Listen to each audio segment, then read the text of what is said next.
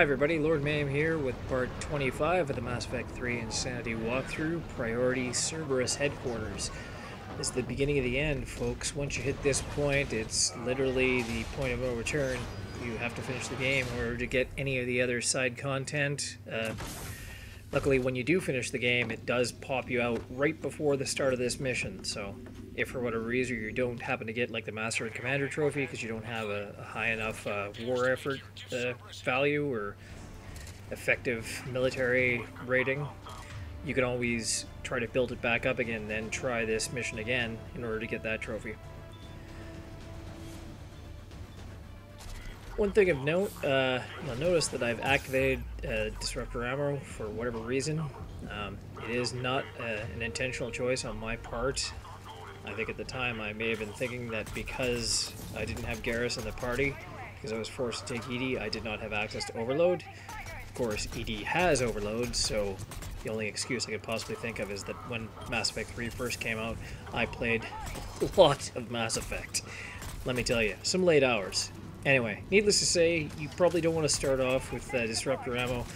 Cerberus troops mostly unshielded except for the Centurions, but your disruptor ammo really doesn't put enough of a dent in it to warrant using it all the time. What you really want to do is hit them with the overload, same as normal, just using ED instead of Garrus. And of course, always have Liara in the party for crowd control. There's very few situations in the game where her usefulness is not high enough to warrant her squishiness. Usually she's survivable enough to make it worth the effort to shepherd her around and stuff. In any case, in this first section, your only real point of concern is going to be the one Atlas that shows up. For the most part, you're just handling your basic Centurions, Nemesis, and Assault Troopers. The one point you may have some difficulty with, aside from, of course, the usual smoke issues, but in the upper left where the Nemesis usually hangs out, it only pokes up for a fraction of a second, and it's behind an unbreakable sheet of polymer or glass or something that you can't shoot through. So it's really difficult to kill them. You have to really time it properly. So Adrenaline Rush, as usual, is a useful thing.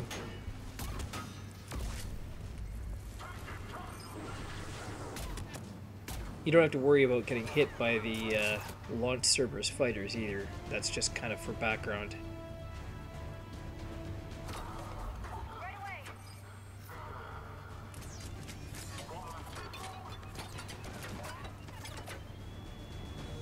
Yeah, there's quite a bit of cover in this area.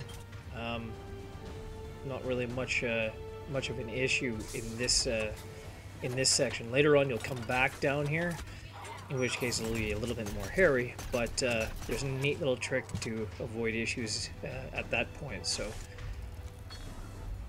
nothing you need to worry about.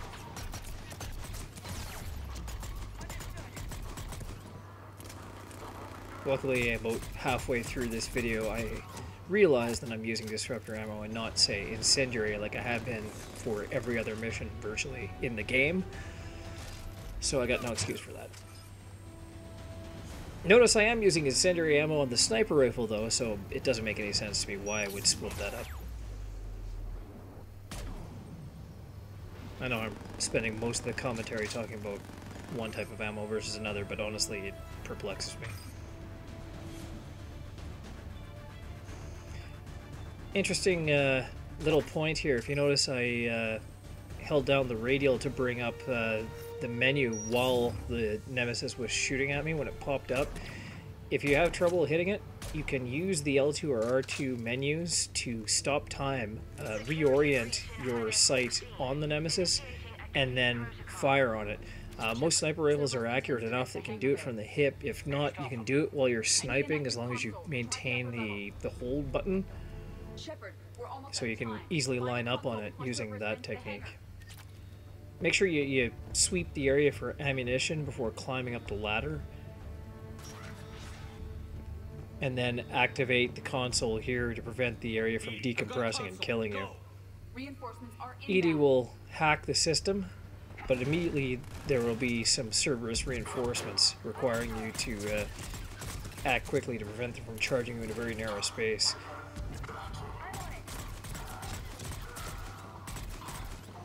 Singularity, of course, always your best friend in a tight position. That's what she said. Once you've taken care of the enemies, grab any sort of loose ammunition that's left before continuing. There's a middling-sized firefight just around the corner here, including another nemesis. Another Cerberus team is inbound. I suspect they know what we're up to. They're not stopping us now.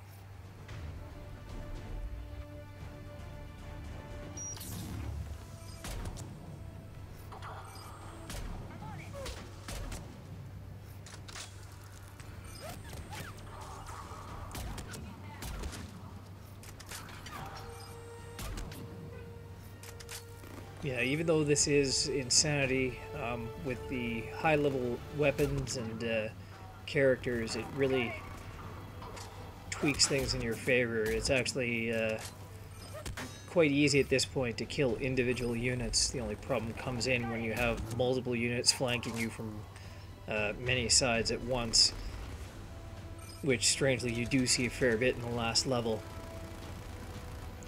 In this area, though, where it's effectively the same kind of linked corridor-style gunfights, actually plays to your advantage to have high-level characters, even though their enemies are more powerful.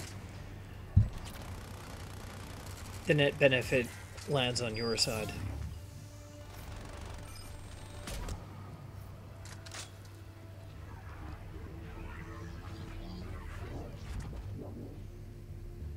The autosave triggers to let you know that all the enemies have been taken care of, so grab whatever ammo you can in the area before continuing.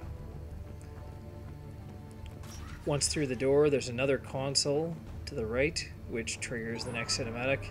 Overriding safeties. The Fighter turns around and flies into the wall. Once you trigger a third and final console at the bottom of the ladder here.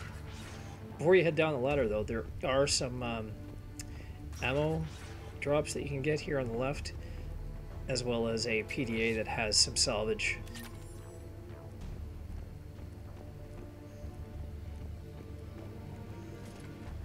Almost immediately at the bottom of the ladder is the next console, just to the right. launching fighter. Once you've triggered the cinematic, move to the right and be ready for counterattack. And this is kind of a weird encounter that you have with the Atlas. There's actually 3 Atlases. There's 3 Atlases and 2 assault troopers on the ground. Depending on how you do this, potentially you can only face a single Atlas. However, if you're not fast enough and you don't manage to kill the 2 assault troopers on the ground, you might face up to 3. So run to the right, get in one of the Atlases, and try to use it to take out the other pilot. You notice you can barely see him in the distance climbing up to the Atlas. However, it looks like he'd already started the animation to climb up into it by the time I started firing, so I end up having to face 2. But if you're a little bit faster on the draw than I am and manage to take out the other pilot, this can be even easier for you. In any case, worst case scenario, you can always hop out of the Atlas and finish them off on foot, but to start in a brand new Atlas that's undamaged and then engage 2 other Atlases is actually much easier.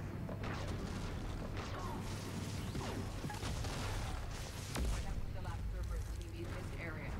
Good. Let's take a moment to regroup.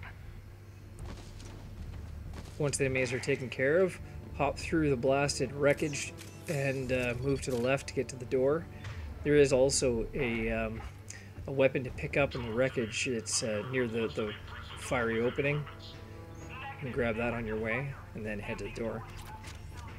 I am pleased to assist. These doors trigger a series of cinematics. Each time ED has to stop to hack one open, you'll get a short video sequence that you can skip for the most part.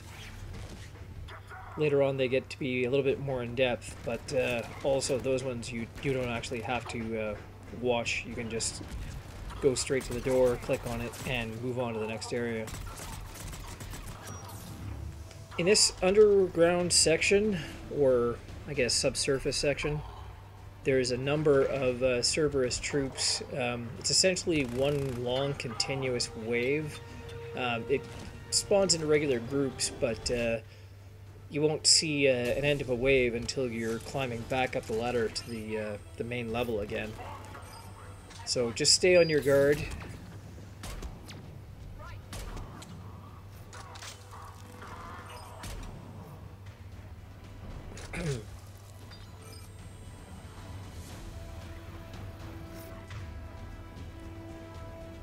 Interesting point.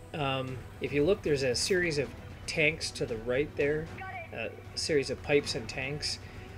If you are trying to use a biotic power, a tech power, and you're trying to target a enemy that's on the opposite side of a set of narrow pipes, like that are placed close together, oftentimes the effect will actually collide with the pipes and explode rather than going through the break between them and hitting the intended target.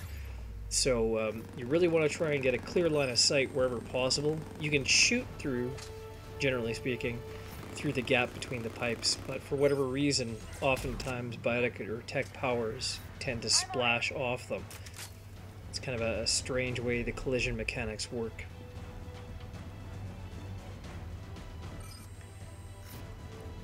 And when the extra Centurions spawn, they do tend to hang out in that area behind the vertical pipes.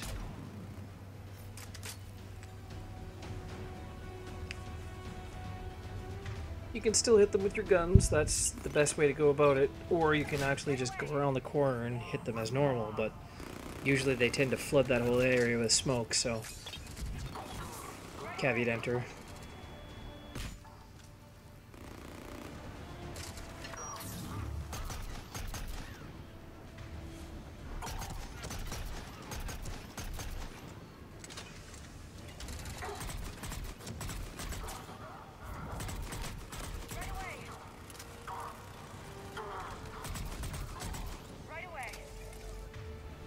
If at all possible, try to hang back and let the enemies come to you. It's just easier in the long run, and you won't end up accidentally triggering more enemies than you'd expected at a given time. So find a good spot like I have here, cheat the corner and kill everything that moves. Use your L2 or R2 radar menus to make sure that there's nothing left before advancing. Or, for that matter, just to determine where they are.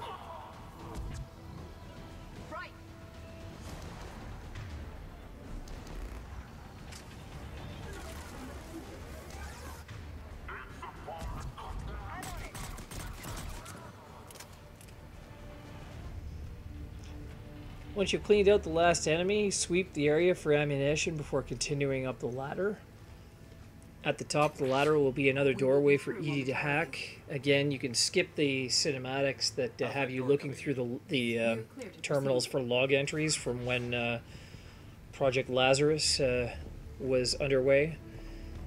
If you want to skip the plot just to get the game over with, go straight to the door and click it and you'll be able to get through after a moment of it unlocking. Proceed down the hallway to the left and then straight ahead. There'll be a short, small jump here and a ramp or a sort of collapsed floor to the right that leads you into another series of encounters. This one will have a large number of combat engineers, so the potential for turrets is always a possibility. I hate combat engineers, I can't say it enough. Particularly when the area is riddled with shield pylons and generators. It's bad enough to have combat engineers, let alone combat engineers that can just run and hide and get their shield energy back, giving them another chance to plant a turret. They can only plant one at a time, luckily, but that's enough, really.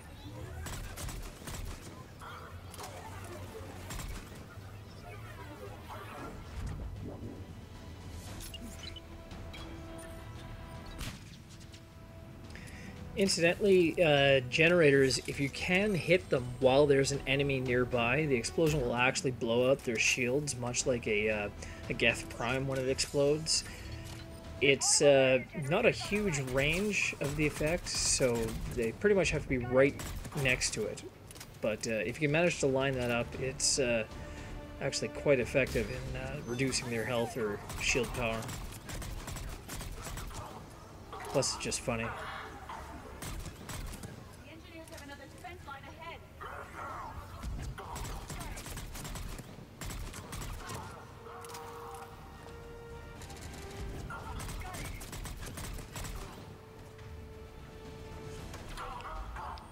Make sure when you're using the cheat the corner technique in this area, since you're already moving around the area to the right, you may as well follow suit and clean out enemies starting at the right hand side and sweeping left as you come around the corner.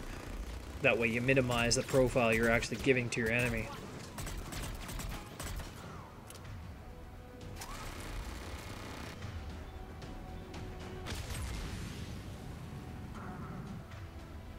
Also, when dealing with turrets, an overload or a warp, always fun. At once.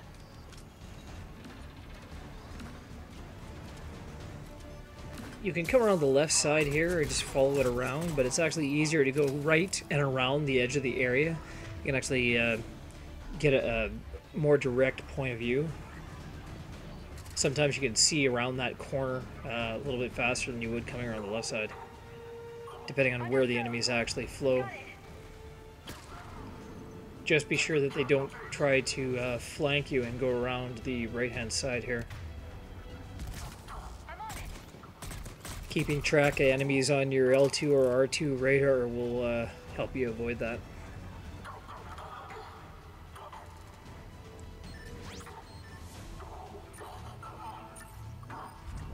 Stop them before they place more turrets.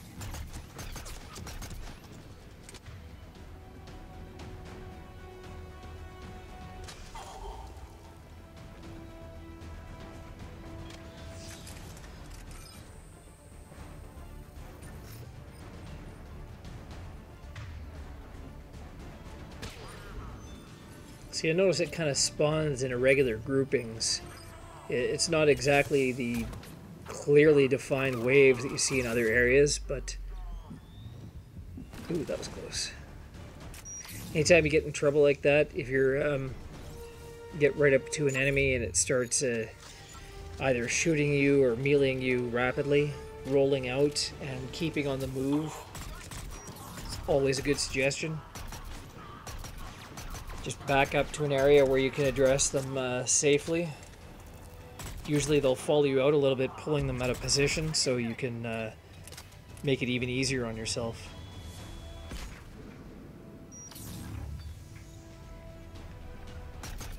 At once.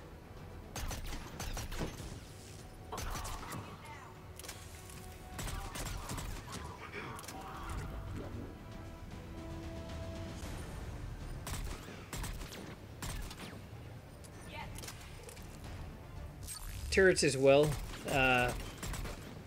Generally speaking, a single application of overload is enough to destroy its shields and potentially damage it as well, since it's an artificial construction.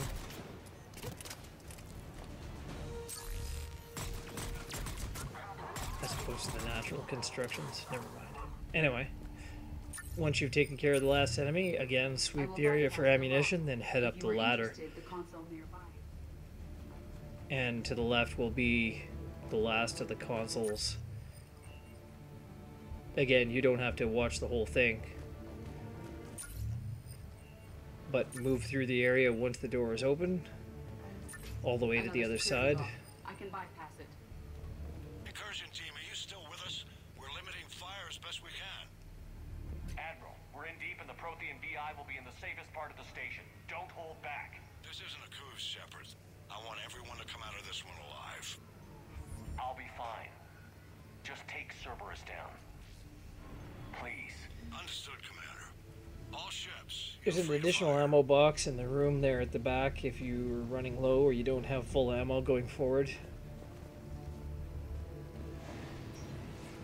You'll want to have that handy though before you drop down. Make sure you're topped up.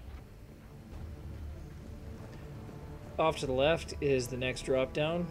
There'll be a cinematic where you emerge in a large underground area where the remains of the Reaper from Mass Effect 2, made from the humans from the original Horizon I'm ready. level. Cerberus Phantoms incoming. At the time, not my favorite design decision where it came to Mass Effect 2 and the end boss. By comparison, however, genius. Phantom down. But we won't talk about that just yet. In this area, there'll be a series of Nemesis and I will. a Phantom on the upper level. Shortly thereafter, you'll actually see a bunch of assault troopers joining them from the level below. If you see, there's a second catwalk. They actually fly up onto the upper level to come and attack you. If you're set up properly and you've taken care of the enemies on the top level first, you can easily just camp out here and pick off the ones on the bottom level as they appear. Kind of like in a shooting gallery.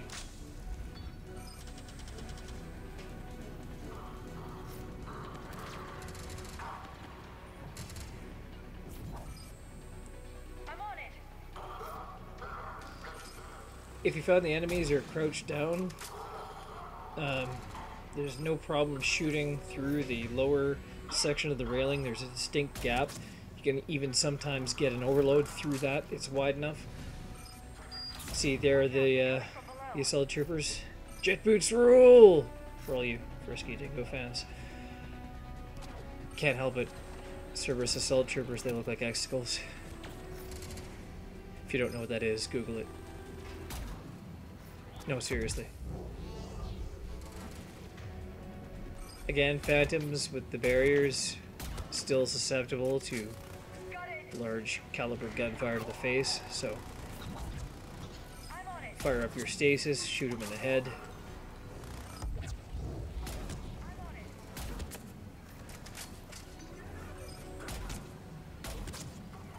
Right away.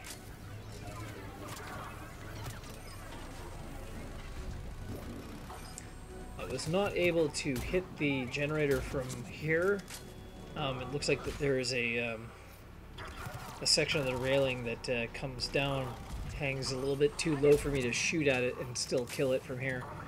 So you may have to deplete some of these enemies' shields the hard way, but there aren't that many of them, as long as you keep on top of it. And right there, I demonstrated the shield depleting capabilities of an exploding generator. Don't try this at home, kids.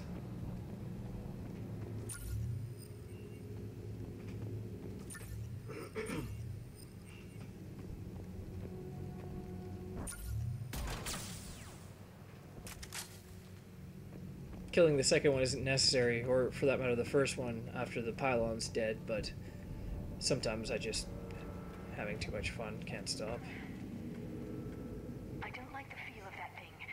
It's as though it knows we're here. Once up the first ladder, you go up the second ladder to trigger another encounter. Make sure you're as topped up on ammo and health as possible before going up. Immediately you'll be set upon by a couple of assault troopers and a Phantom,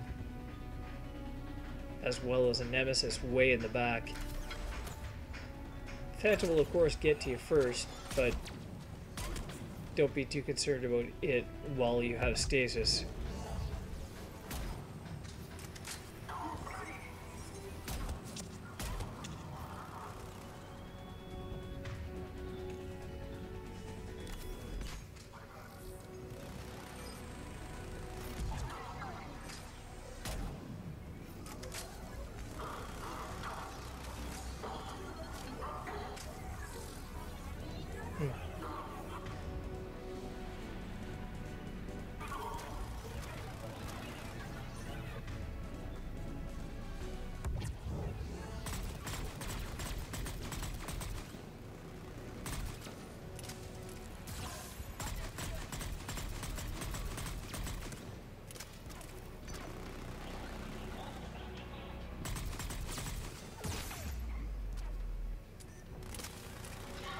Remember that the barriers here on the left and right, particularly if you're using the cheat the corner technique, if you're standing on the left, it's ideal place to hide. Just be careful that you don't show too much leg below and to the left of the top panel that's angled. Because of course tracers work in both directions.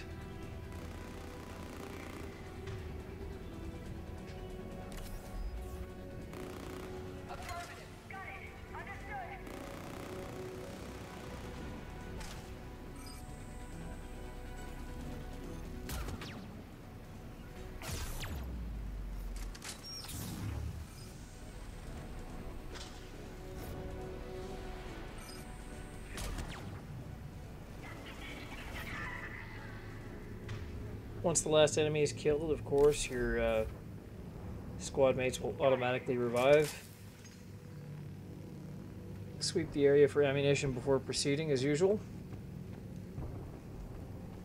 Then climb up the ladder at the end of the catwalk to the next area.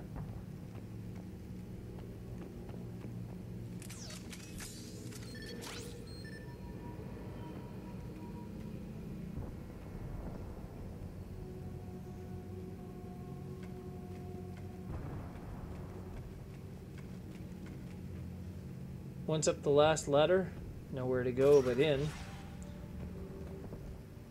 Hit the switch down the edge of the gantry and through to the ramp that leads to the end of the level.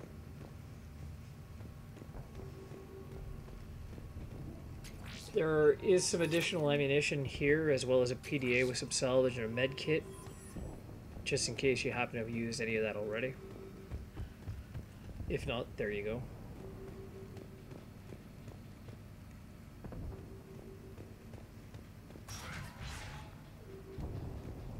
Ominous.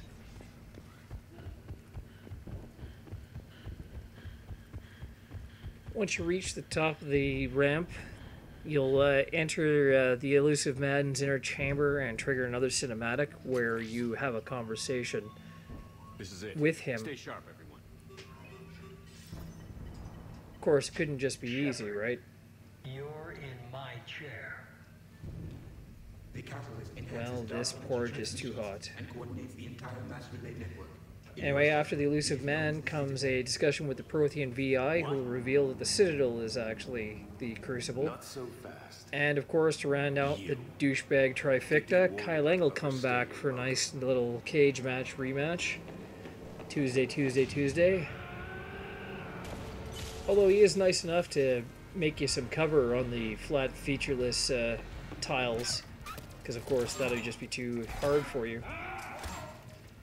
After the initial exchange, Kai Leng will back off a little bit. He'll still fire the wide energy wave that he did before on Thessia, but the key is actually to spread out your team, because there's not really much in the way of cover. Really, just distance is what you're trying to achieve. Then follow up with sniper rifle ammo while he's attacking one or both of your other squad mates. Make sure to keep your team revived. It's pretty critical at this point, because starting with the second wave, we're going to have not only Kai Leng beating the crap out of you, but also all of his Lengettes. I will. The timing is obvious, though. You know when to expect a wave when Kai Leng blasts another hole in the ground. You'll see additional batch of troops drop from the ceiling. The first wave just being assault troopers, so not really anything you have to worry about. If you drop a singularity, you can probably incapacitate two of them immediately, after which you can follow up with just straight up gunfire while they're still landing and vulnerable, making it very easy for you to wipe up all four almost instantly. Continue to hit Kai Leng with overload abilities or shield drain if you have that bonus power from Talia. As well having your other teammates attack him continuously to draw his attention away from you. In the third wave, in addition to some assault troopers, there'll also be a nemesis, which will of course be your priority target. Try to eliminate that first, simply because it hits the hardest. The others really will be split focus between you and the other members of your team.